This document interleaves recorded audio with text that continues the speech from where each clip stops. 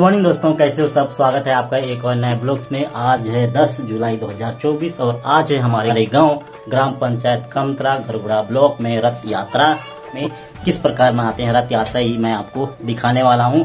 और भगवान जगन्नाथ, सबसे पहले भगवान जगन्नाथ जी का पूजा करेंगे, उसके बाद भगवान को पूरे गली में घुमाएंगे और पूरा मेला जैसे हो। तो अभी हम बनाएंगे बड़ा। तो मैं मोर को कैद करे बताओ।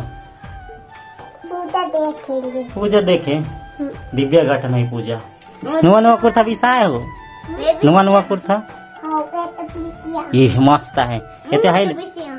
ते बाद में पहरबे किसान नहीं पीनस तो आइले रात शुरू होते खन पहरबे तो तुम्हें पूजा करी हो कि नहीं? पूजा करी है तुम्हें? एमा में दिखाता किसे दिखाता मत्ता आओ तू दिखाता देख तो किसे सॉरी रात में कई कितनी सही हो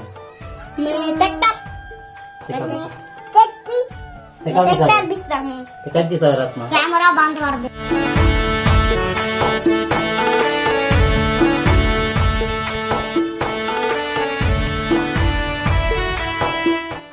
बहुत मेहनत का बड़ा है बिकॉज अपनी मम्मी कहे वाला हाथ फूल गया है तो करोगे तो खाओगे, नहीं तो क्या खाओगे वाला सिचुएशन है।